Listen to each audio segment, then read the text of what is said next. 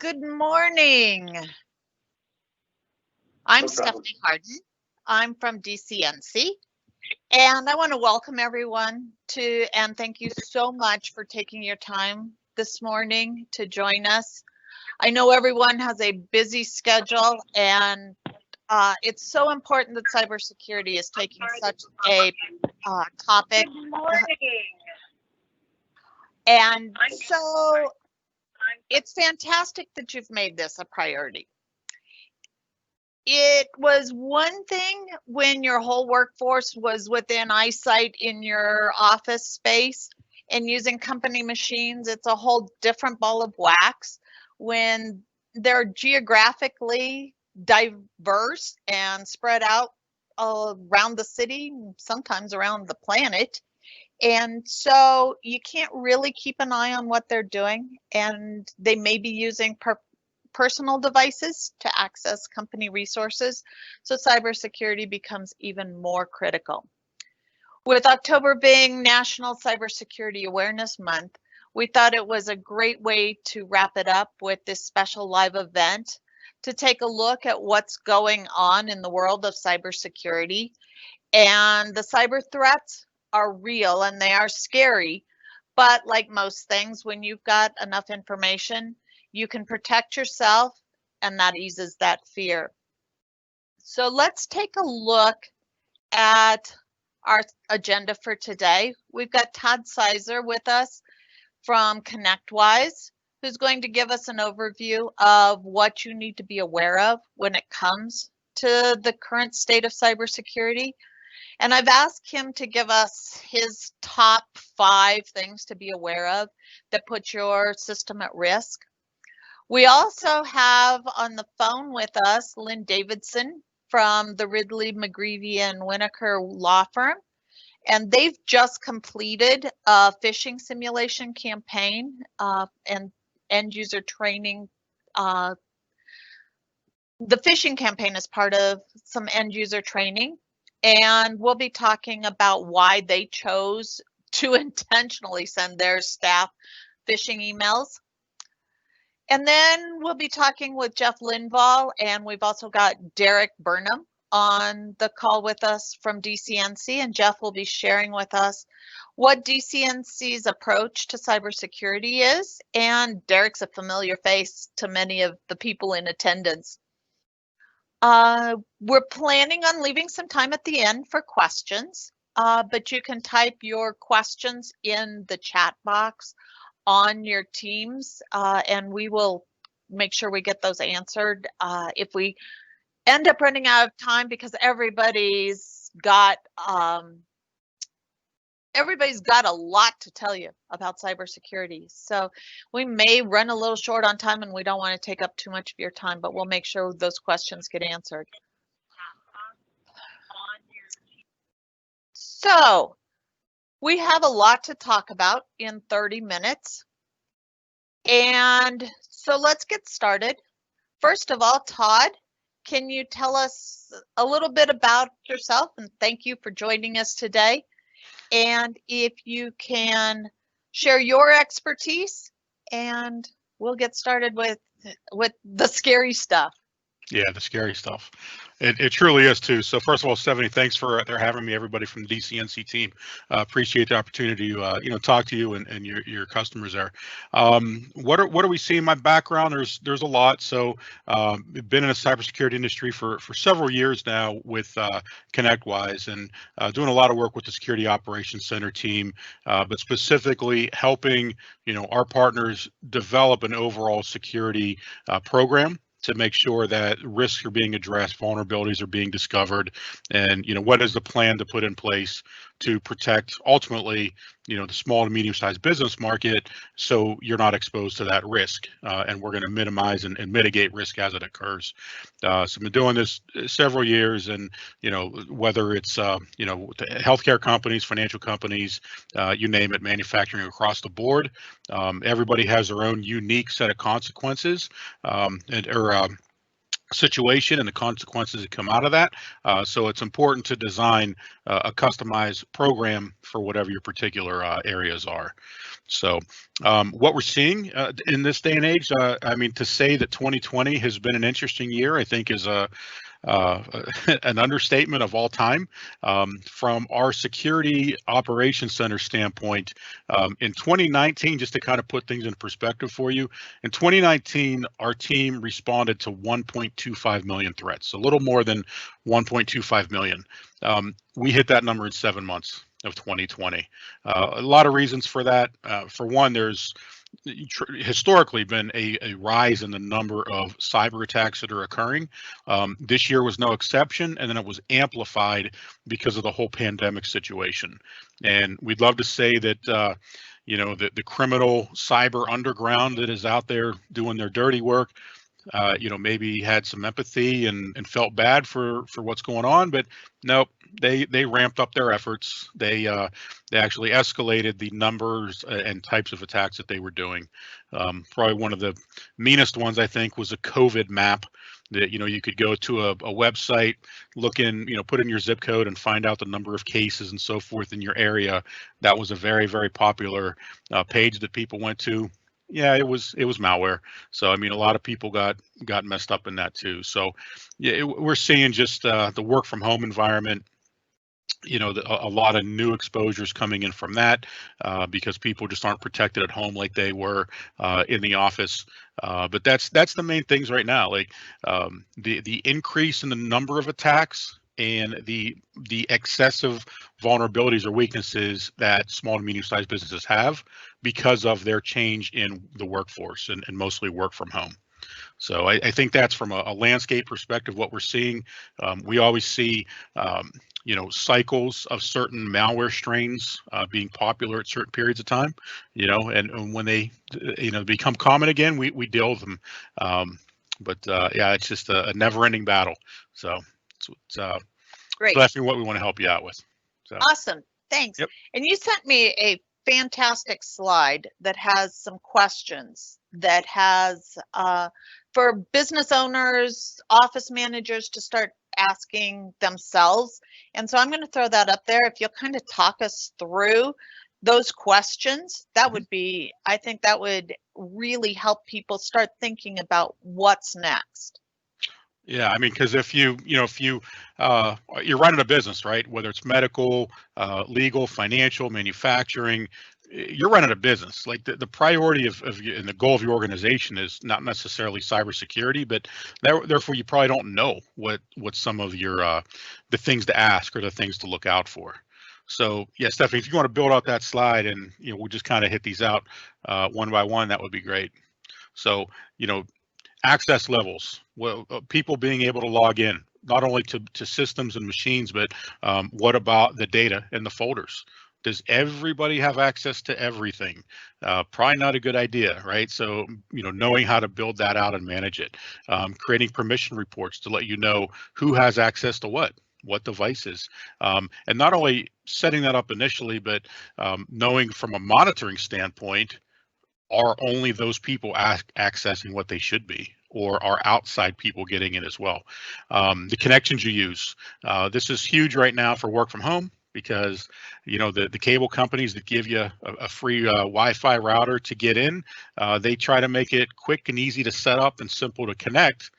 Yeah, well, that's for anybody that can connect to it. So, you know, having those, not just, you know, work from home, but everywhere in the office as well too. So that's important as well. Everything password protected.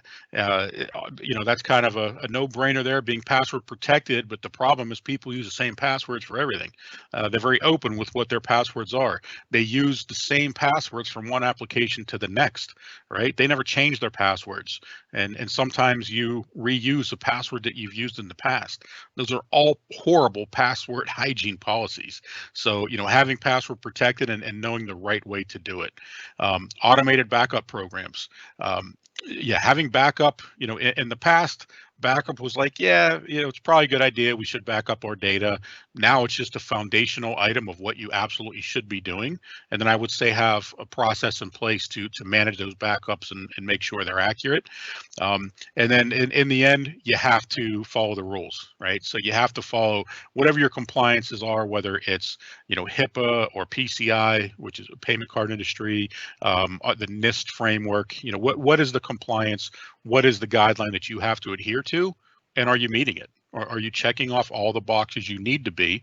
And if you're not sure, then you need to find that out and then have a procedure in place or a process to be able to monitor that periodically and just review it to make sure you're definitely up to speed and not out of compliance.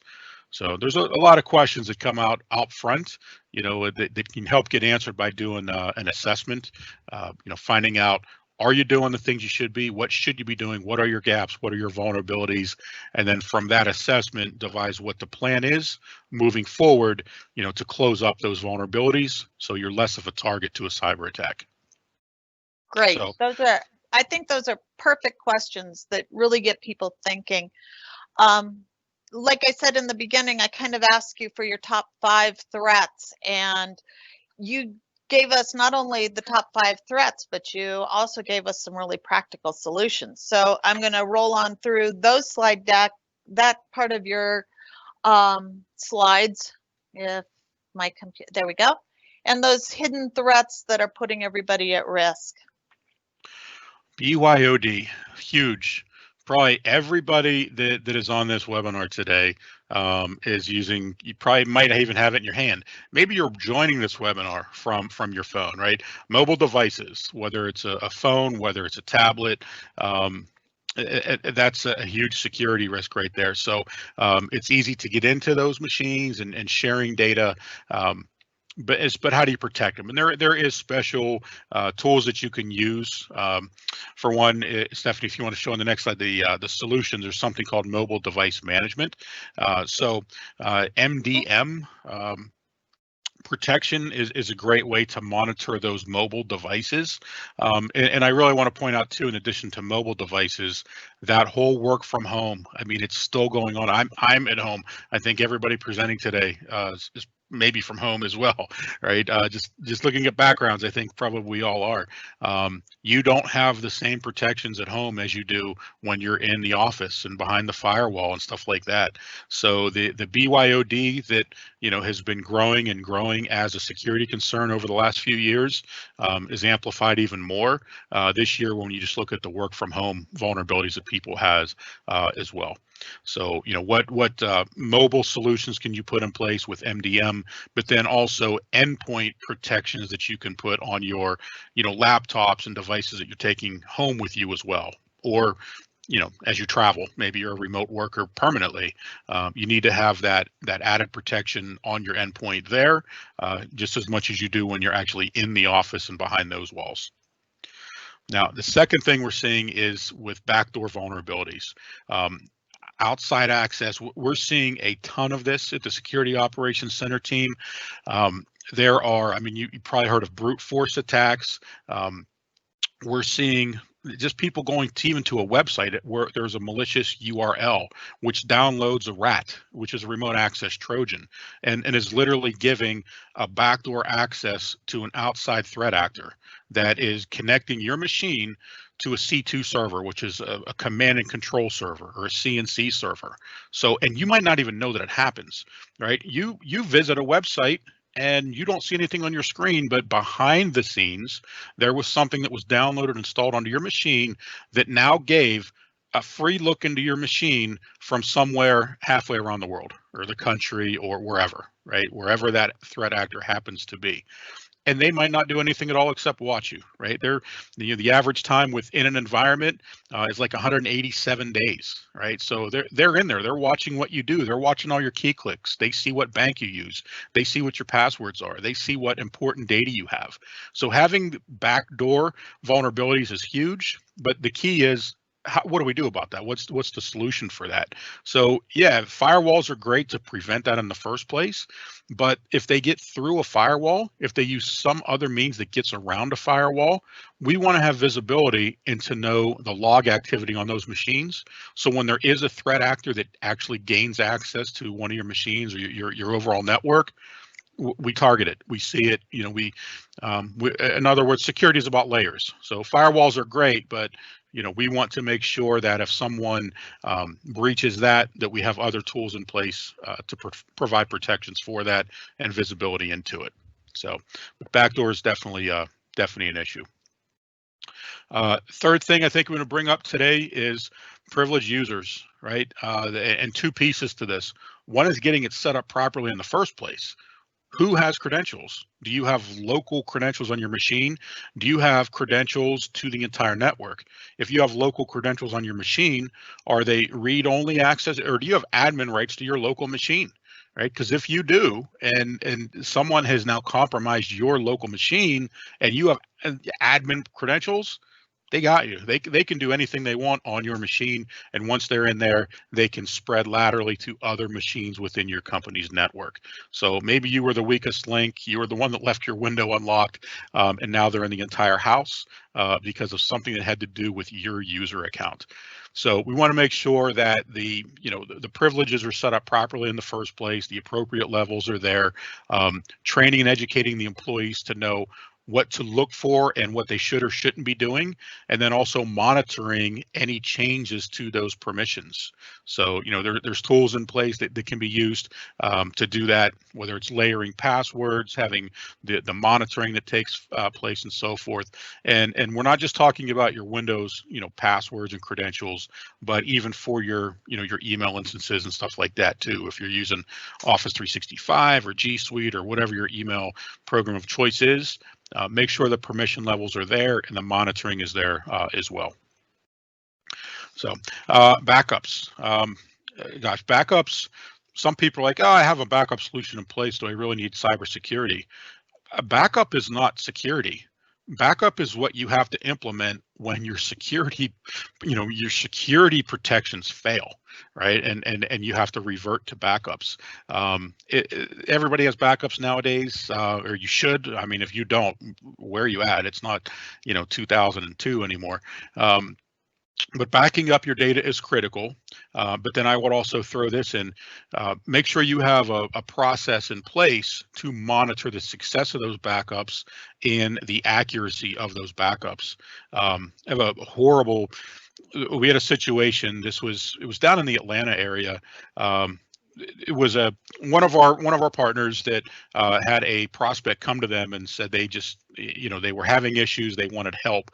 Wasn't a client yet, but our partner came to us and said, hey, can we use a security operations center to try to help these people out? So they got a pretty nasty situation going on. So they came to us for help, and we jumped in. But through all of the forensics of what we were able to determine, it was actually a law firm, and what had happened was they had been breached. And the threat actors had access to this law firm's environment, and no one knew it. No, they didn't have anything to be monitoring what was going on, but the criminals were in there and watching what was happening. And one of the things that this firm was doing was taking backups and keeping 3 months worth of backups. Well, they took control of the backup policy, switched it so they weren't actually backing up all their data. They were only backing up the standard Windows folders. And no one was monitoring it, so they didn't see that the number of terabytes of data that was being backed up had dropped significantly. And so the backups were still taking place. They were still successful, but we were only backing up the Windows files. All of the customer data of that law firm was not being backed up anymore. And what the criminals did, they put in what's called a wait for command. They actually launched their malware attack. It was a ransomware attack in the end. They launched it on the 91st day. So when everything got encrypted, locked out access to the machines, it happened to be on Christmas Eve is when this happened, but no one at the firm had access to any of the systems or any of the data. So they called up their managed service provider and said, "Hey, we got a problem. We got hacked. Something's going on.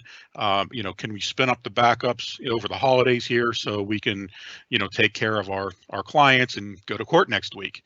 So the MSP jumped in. They said, "Yeah, we're going to have to rebuild your entire environment. Here's how much that's going to cost. We're going to have to re-image all these machines."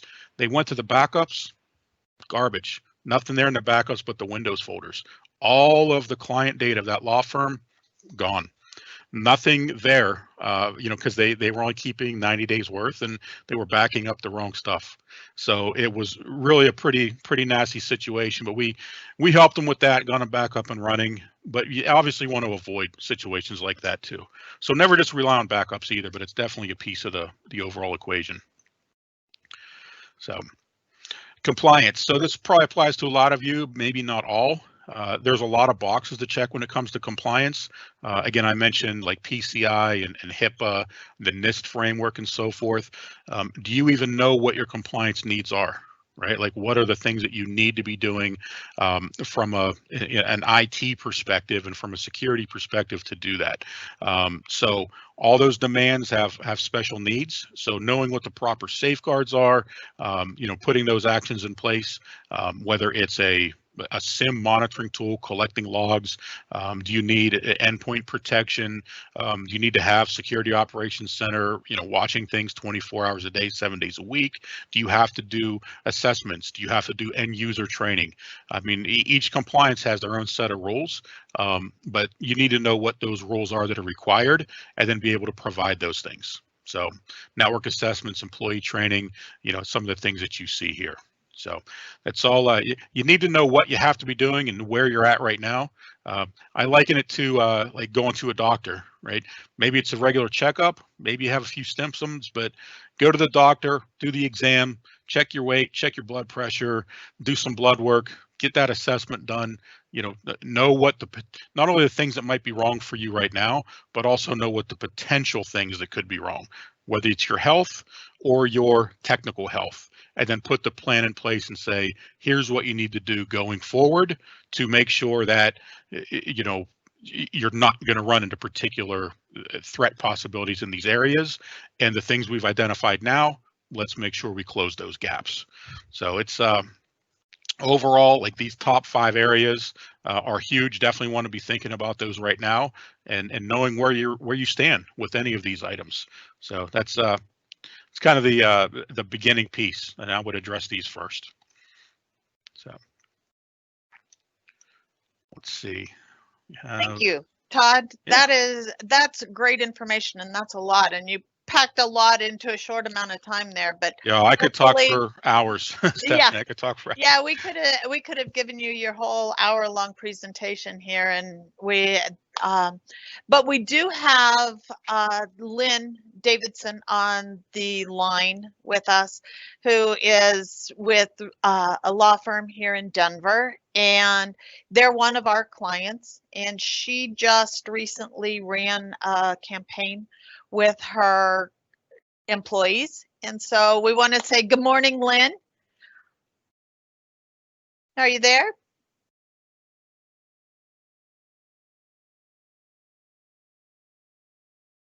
Maybe we have Lynn. I think she is muted. If you can unmute her line. I don't have that power. I think she's muted herself. All right, I will work on that. You know what? We're going to circle back to Lynn because we definitely want to get her input, because the real world application of these, and it really went along great with what Todd was saying. It was funny because Todd was talking about the end user training, and that's really what Lynn has to share with us. But I'm going to go on over to Jeff, if Jeff's ready. If I could, Stephanie, real quick, give you a kind of a funny story about some end user training.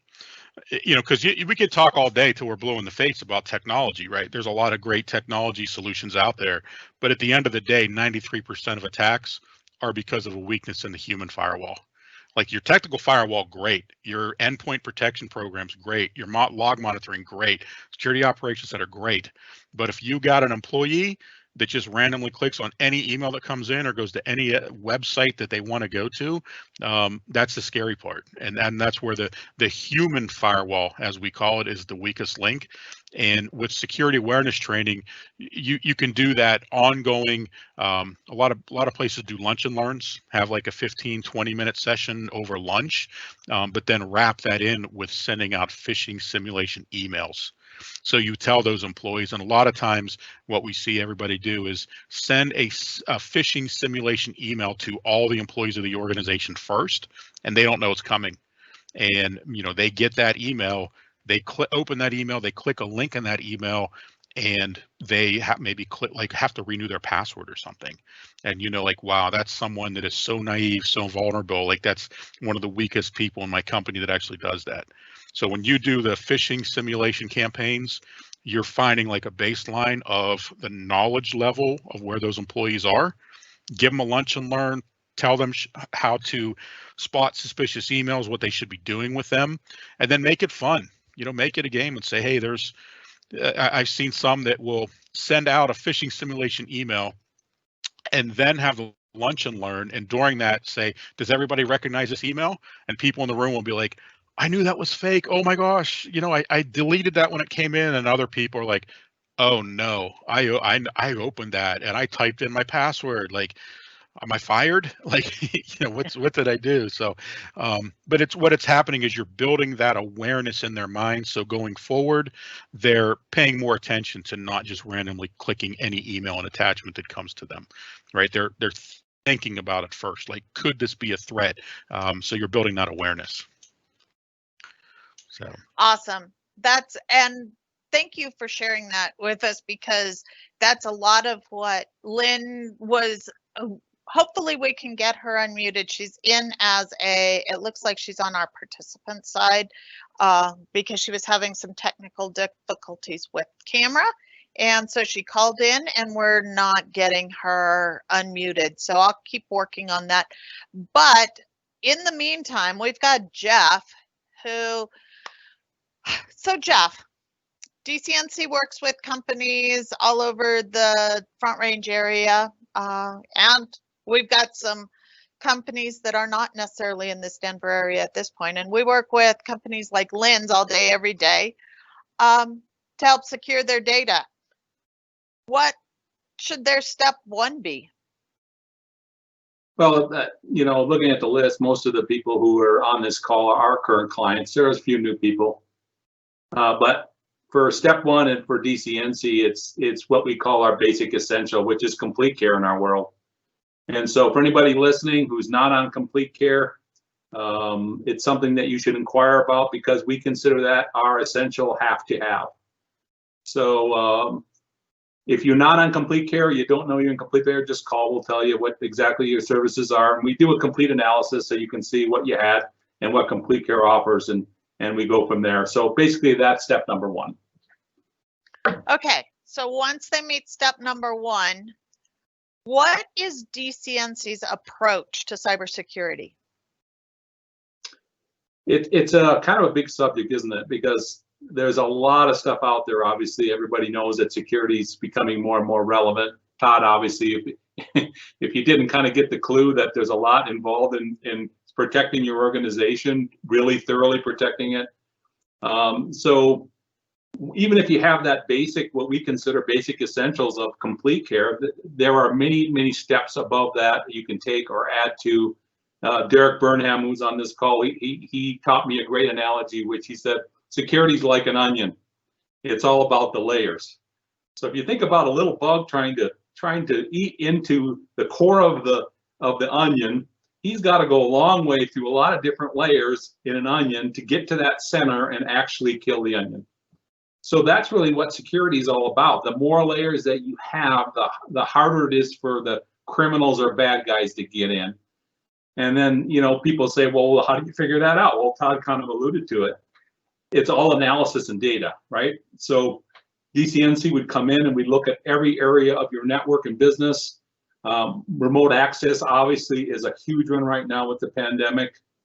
And we take all that data and we compare that to risk and liability.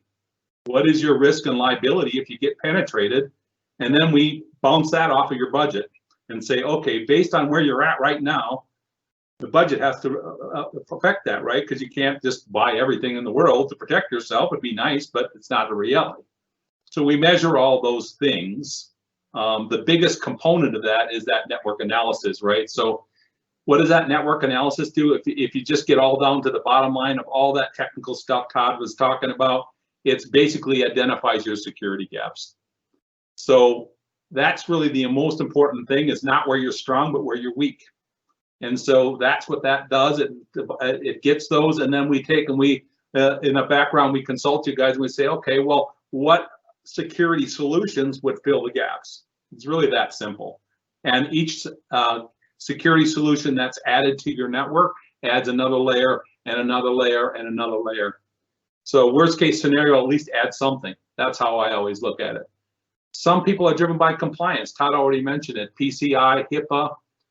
If you're a law client, which there are a lot on this call, ABA, legal compliance, and opinion 483 is huge right now for attorneys, and you need to consider that when you're looking at your security solution. Wonderful. So if everything is in place the way it needs to be, does that mean everything's protected? Are they 100% secure? No, there really is. The reality is no.